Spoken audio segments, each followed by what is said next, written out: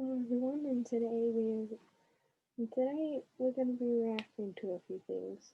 There is something that's been bugging me for the past few days, and I was on Minecraft earlier, and I remembered this thing that's going on with disk 11, and 13.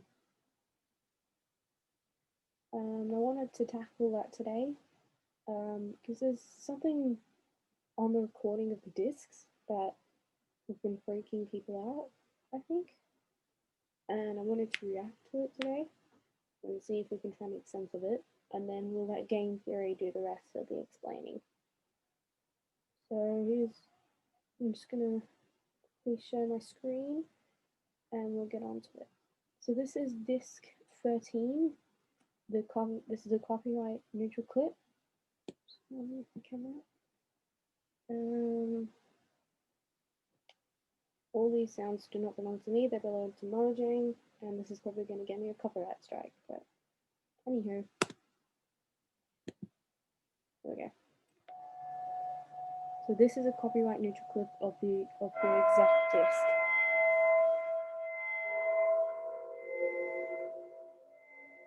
I'm just gonna listen to it for a bit and see if we can hear anything. Just a heads up, there was something in here about 2 arrows being shot and a creeper explosion and the sound of water or something. Keep your ears open for that. Arrows, creeper, water.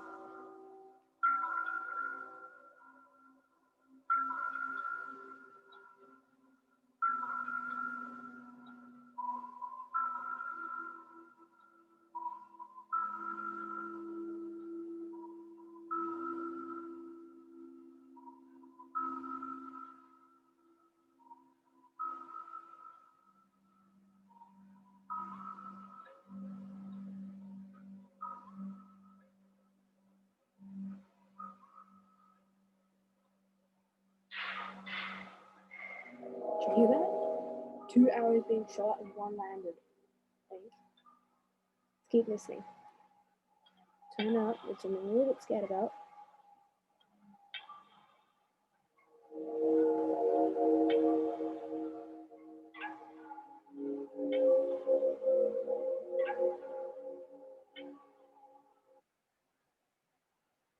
Nope, it's gone. Make it full screen.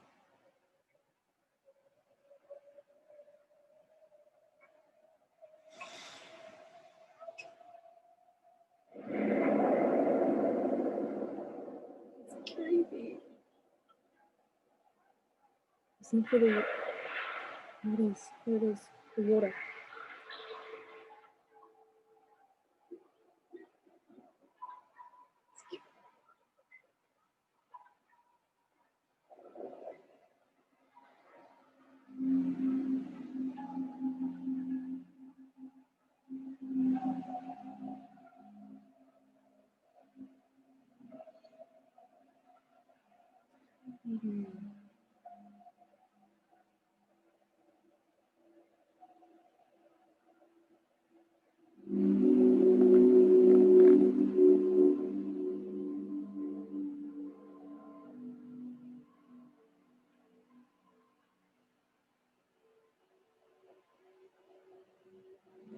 It's creepy.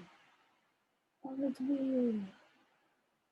But, wow, you could actually, I don't know if you could hear it, but there were 2 arrows being shot somewhere around the start, around here.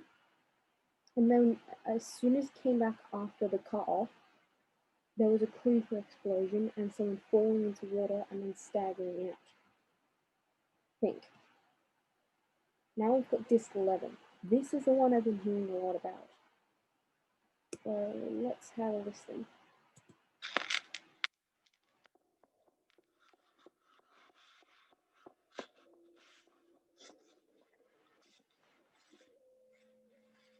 Only you guys can hear that.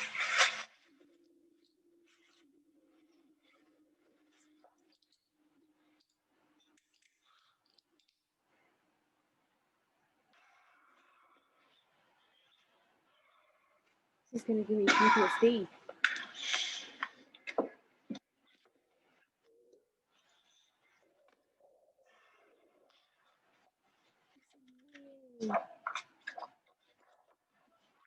Paper, I think.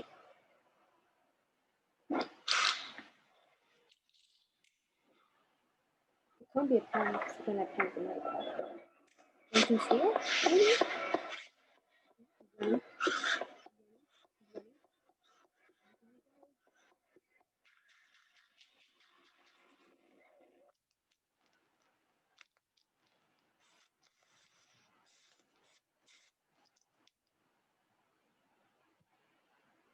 What was that?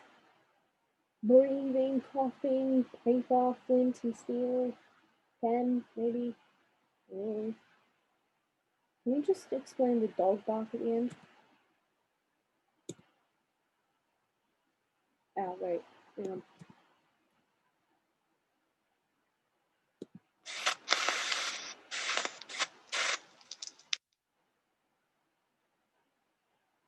Or not. Yeah, that's weird. That's creepy, dude. Oh, what's this? Yeah, we'll get to that in a second. Ignore that. And put my camera away. Now we've got this. This is the game theory is going to explain the disc to us. So, I'm really sorry if it's laggy. The sound works better than the quality, so bear with me. Since the beginning, there's been one mystery long unanswered in the world of Excuse me. This disc doesn't look like the one we just saw, the one that I had. Minecraft. One set of game design decisions so creepy, Scared the life out of me, dude. so disturbing that they feel like they come from a completely different game. It's a riddle that, once solved, exposes more of the hidden lore that's buried deep inside this world. Today we're covering the mystery of the broken discs 11 and 13. Scared the life out of me, dude. Hello, Internet! Welcome to Game Theory. Hello. Can you dig it? So, Nice. last Minecraft episode, we started an epic quest. Well, everyone else If you haven't watched their previous episodes, I'll leave a link in the description below. Go and check that out after this video.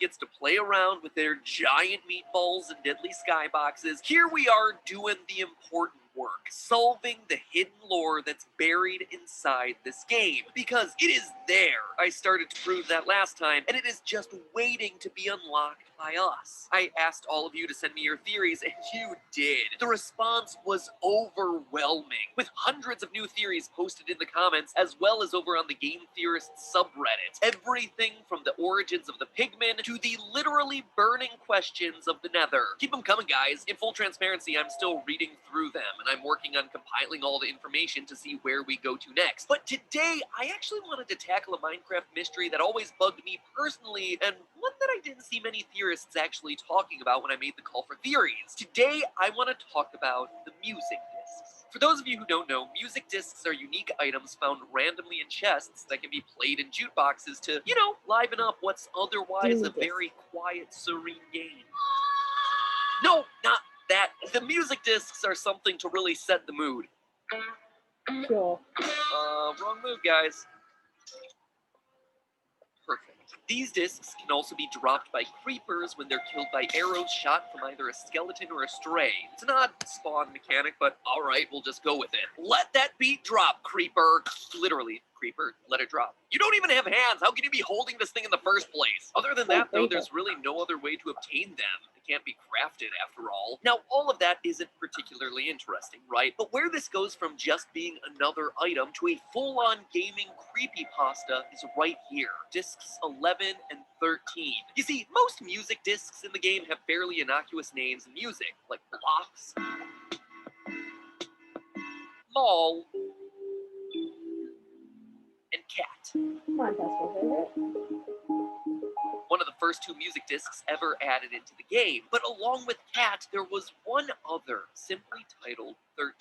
And Unlike all the other ambient chill-out music, this one was, well, unsettling. Outside of it not having a name and also being numbered after what many consider to be an unlucky or evil number, so much so that airplanes and hotels don't even have 13th rows and floors. Fun fact, check it out next time you're in a hotel or an airplane. 13 also cuts off abruptly right in the middle of the track. That's a thing we noticed as well. And when it comes back, we're suddenly hit with echoey, otherworldly noises, leading many people to assume that this was a record left by the alien-like Enderman. But then the mystery got even deeper. When version 1.0.0 came out, 9 more music tracks were added to the game, with yet another disc going unnamed. This time, it was disc 11. And where number 13 was mildly unsettling, 11 outright screams to us that we're not in the overworld anymore, friends. Starting right off the bat with desperate running, heavy breathing, and coughing. Here all along, I thought that Minecraft was for kids. Can you imagine finding this as a child playing this game, putting it on the jukebox, being excited to hear what you just found, and then what? You suffer from PTSD because of what you hear. Actually, I probably don't even have to ask you to imagine this sort of thing. I'm sure many of you watching probably had that exact same experience when you were playing the game as a kid. Bring in the cuboidal nightmares. I fear no man, but that thing, it scares me. Adding to the mystery, 11 is broken, shattered to pieces. These 2 discs led many people to conclude one of 2 things. Either they were documenting someone who was attacked by Endermen, or they were of someone being chased around by Herobrine, the ghostly glitch that many say haunted the game's code in the early days of mining and crafting. But that's largely where the discussion of these things stopped. Guesses. To my knowledge, no one has truly taken a scientific look at analyzing these 2 discs to try and uncover the mysteries that they contain. So today I am doing exactly that, using a combination of audio analysis, visualization tools, metagame analysis, and just good old logic to try and end the childhood nightmare that was these 2 discs. And in the process, I'm hoping that what we find continues to unravel the mysteries of the deeper lore hidden within this game's files. Now, before we get into any deep analysis of the audio itself, I want to start by actually analyzing these soundtracks visually. As many of you may remember from my video on the Fortnite Season 5 ARG, it's relatively easy to hide clues within audio files, but sometimes those clues aren't necessarily ones you're gonna hear. Oftentimes, they're ones that you're gonna see. They're called spectrograms, visual representations of the frequencies that you're hearing in a sound file. It's a technique that we've actually used a lot when creating clues for our Game Theorist ARG. Weird sounding audio files like this that, when changed into a visual format, give you everything from web addresses to secret passwords like this. Wait, what is this? What's this code? I wonder where that could... I'm not gonna check out your merch. Yes, I've already watched part of this. Well, sort of. All I remember is this constantly keeps happening. In Minecraft, where everything's unlimited, here we have a limited supply. And once they're gone, we can't craft anymore. Now, where was I? Yeah. Oh yeah, discs 11 and 13. Discs 11 and 13, while they are certainly creepy sound files, they're not filled with the types of sounds that would make me immediately think to put them through a spectrogram. However, there was one finding that I wanted to put to the test for today's theory, because I was kind of skeptical about the results that they had. A French Minecrafter named Bisidro supposedly made a spectrogram of the sound files and said that he found both a creeper face and the numbers 12418 hidden inside. It sounded like a lot of fake news to me, and the screenshots that were circulating the internet just felt a bit too perfect, a bit too Photoshoppy feeling for me, so I redid the whole spectrograph test using my own tools, and this is what I found. It was 100% true. This wasn't just a bunch of karma fodder, something cool that someone made up to try and get people's upvotes. The images are actually there, hidden within the sound file. But then what does it mean? Well, interestingly enough, the numbers appear to be a secret signature inserted in there by the music's producer. Minecraft's music was produced by a man named Daniel Rosenfeld, better known online as C418. And wouldn't you know it, but the numbers 1, 2, 12, and hexadecimal code, or hex code, translates to the letter C. Thus we have 12418 actually being a code for C418, his online name. The creeper face, meanwhile, well, it's a creeper face. Maybe these tracks are less made by the Enderman and more a product of our little toss bombs. To know for sure, though, we have to keep digging. To continue being good little Bombs. AV club members here, we're going to need the A to go along with the V that we just analyzed, hopefully giving us a clearer picture of what exactly is going on. So let's play this thing, starting where it all began, disc 13. Here's a copyright neutral clip. Okay, so this is what we just listened to. Okay, so obviously this takes place in a cave. We have sounds that are echoing, reverberating, with wet dripping sounds and chimes. But we don't just have to speculate about this. What we're hearing in disc 13 are very clearly cave ambient sounds. The ones specifically programmed into the game to play when you're in a dark, eerie, underground place. Here's a moment from disc 13. And here's one of the matching cave ambience tracks. But it goes even further. Nowadays in Minecraft, there are 19 different cave ambience tracks. But back when disc 13 was first introduced, guess how many there were? 13. 13 isn't just a spooky number here, it's a reference to the number of cave ambient sounds that existed in the game. But what else are we hearing here? Well, at 143, there's the faint sound of a creeper hiss and explosion echoing through the cave. Here's the clip. And here's that iconic sound as we usually hear it in the game. It's immediately followed by the sound of someone falling into water and then staggering out. You can almost hear their footsteps. What it seems to suggest is a caver exploring a cave, running into a creeper, and then having to jump into a pool of water to avoid the ensuing explosion. He gets out, slightly injured, and then tries to find a place to hide. But there are two other audio clues here that are worth mentioning. The first happens at the 1 minute mark. You can actually hear faint sounds of arrows being shot. Here's the audio. And here's the sound effect in game. But while we hear two arrows being shot, we actually only hear one of them. That's what I explained before. Well, I don't know if you guys could hear it. It was, But, I heard two arrows being shot, but one landed. I wasn't sure if it was true because I don't really have that, well, never lied it. YouTube's gonna get me in trouble. Land in the ground. The other one remains silent, which suggests that it hit its target. Now, what mob is found in caves and also happens to fire arrows? Skeletons. Now, remember something that I mentioned before. The music discs are found either in chests or via a very random mechanic of a skeleton stray arrow going on and killing a creeper. And what do we have in disc 13? In this one audio disc, we have a creeper exploding and a mob firing arrows at us. The reason creepers drop music discs when hit by skeletons or stray arrows, it's a reference to disc 13. The last thing worth noting here is the cutoff that I mentioned earlier. The disc stops abruptly after the arrows fire and picks up as the creeper starts hissing. It's a cutoff that's not only unsettling, but one that, would you know it, also happens at exactly 1 minute and 30 seconds into the track. 1-3, disc 13. Oh yeah, and wouldn't you know it, but the creeper starts to hiss exactly 13 seconds after that cutoff. Slow clap, Daniel, slow clap. You use that number 13 to its fullest here. So those are all fun little Easter eggs, but why is it cut off? What are we missing? Well, for that, let's turn to disc 11, which is, quite honestly, a bit more straightforward. Somebody is running on stone, uses some metallic object that clicks, and uses a paper object based on the rustling we hear before finally running away, first on stone and then either on dirt or gravel.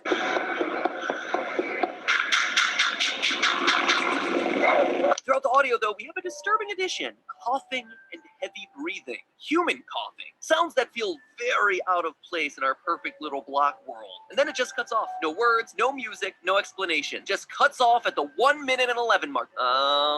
1 minute and 11 seconds. You don't get a second slow clap. But seriously, it's no wonder these things became a creepypasta in their own right. To throw something like this into a game that has a massive audience of 9-year-olds, and suddenly this becomes a complete horror show. Even as an adult, this feels like it belongs more in my creepy film theory episodes than in the realm of Diamond Minecart and Captain Sparkles. But okay, let's start working on identifying some of those mysterious sounds. It turns out that the easiest way to narrow down what we're actually hearing isn't audio analysis, it's game analysis. this. We know the metallic clicking has to be flint and steel by process of elimination. Disc 11 was officially added as a music disc on July 30th, 2010. Other metallic objects were actually added later, like the compass, which was introduced later that year in September, whereas flint and steel has been present in the game before it even had a numbering system. The same is true for the paper object. It can't be a map since maps didn't appear in the game until much later, April 27th, 2011, a full year after the disc was introduced, meaning that our caver would have to be using either paper or a book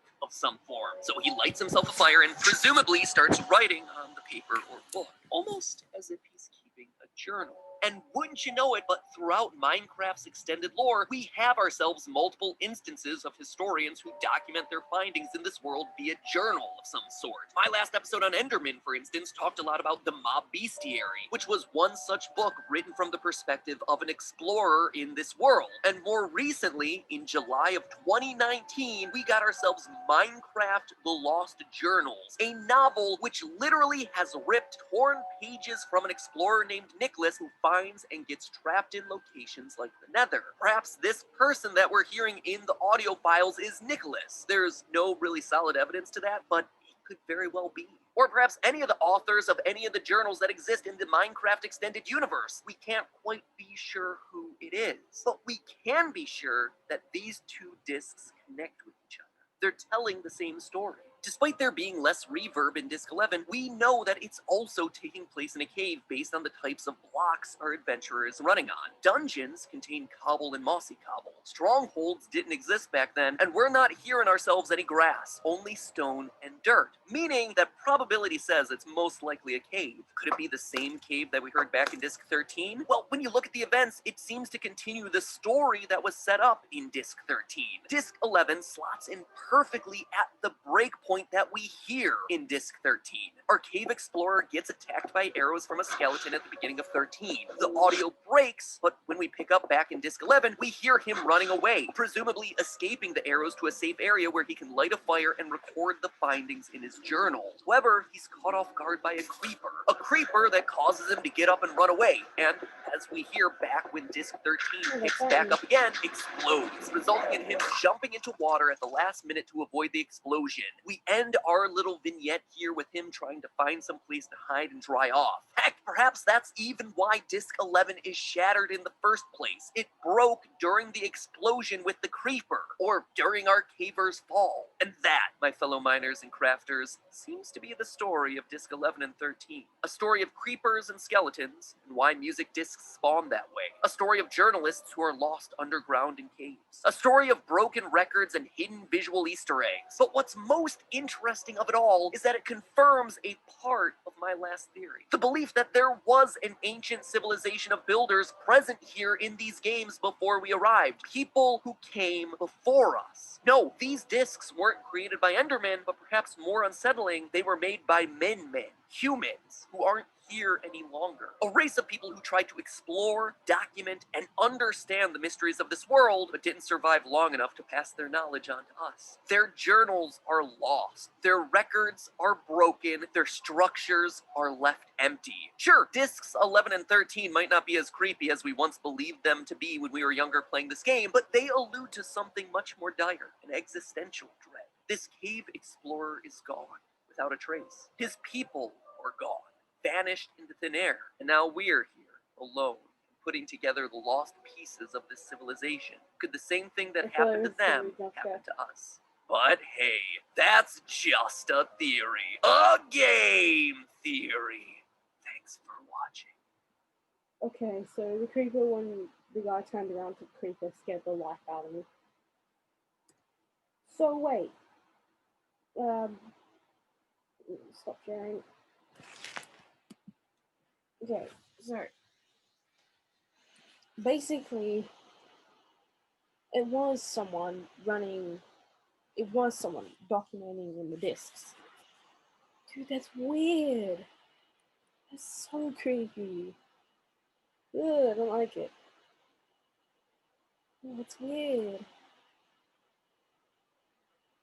Anyways, I hope you enjoyed.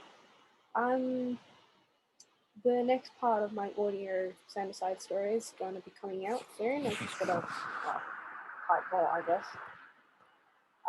But mad ideas, like not the best thing. And if you can smash that like button, I will do more of these like video game reactions, well, reaction videos to different things. Well, if I can, and if I get time, yes, I will. I will do my best for you guys. And before I go, check below the video. If the subscribe button is red, click it and join the greatest team on YouTube. Well, the start of the greatest team on YouTube. Other than that, have a great day or night, and I'll catch you all later. See ya.